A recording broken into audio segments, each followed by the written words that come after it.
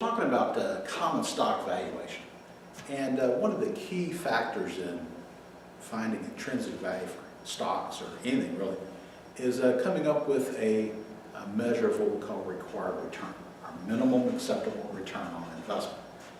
And in the previous video I showed you and introduced you to what's called the capital asset pricing model. And the key measure of risk in the capital asset pricing model is something called beta. Now, beta is what's known as a measure of what's called systematic risk. Systematic risk, these are things that affect all assets. So movements, big movements in the market, for instance. If the stock market went up 500 points, basically all stocks would go up. If the market went down 500 points, basically all stocks would go down. So market movements like that are often referred to as systematic risk, things that impact all assets. Another thing that would impact all assets might be interest rates. If the Federal Reserve came out and said, you know, we're raising interest rates, basically the value of all assets would go down. You'd see bond prices go down, stock prices go down, everything would go down. So interest rates is another example of what's called systematic risk. Now, where can we find beta? Now, early on we did statistics and I showed you how to calculate beta with probability distributions and historical distributions. That's one way to do it. Another way is to simply go to value line. And there's a value line example in your materials that you can look at. And right over here, right under the name of the company now, you'll see beta. And this is GE, and GE has a beta of 1.2. And right to the right of it now, it says that 1 equals the market. That's what it says in the parentheses there. Now, what does that mean, 1 equals the market?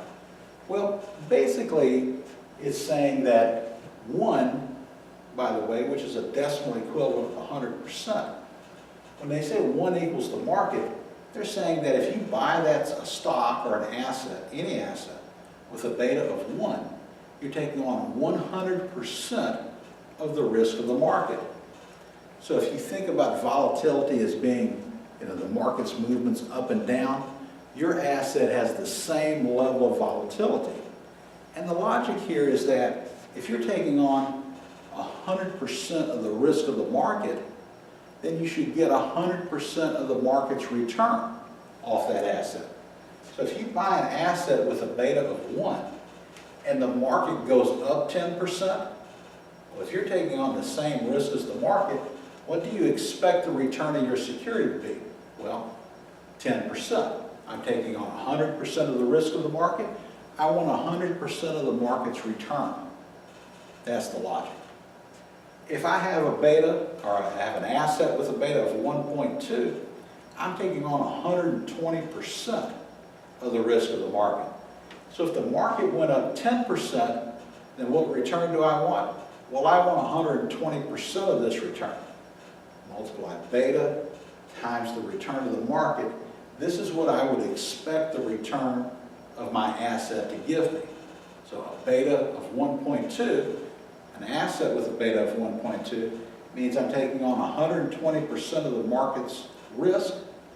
I want 120% of the market's return as my required return, what we call expected return. If you take on an asset with a beta less than 1, 0.8 for instance, that's what's called a defensive stock. Now those are stocks that you would buy if you thought there was a lot of risk in the market. You thought the market was going to go down. You would not buy this if you thought the market was going to go up. If you did, I'm only taking on 80% of the market's risk. I'm only going to get 80% of the market's return. I earn a return less than the market. I don't beat the market. On the other hand, if I get into a defensive position because I think the market's going down, well, if I'm right, a beta of 0.8, if the market goes down 10%, my stock return would only go down 8%.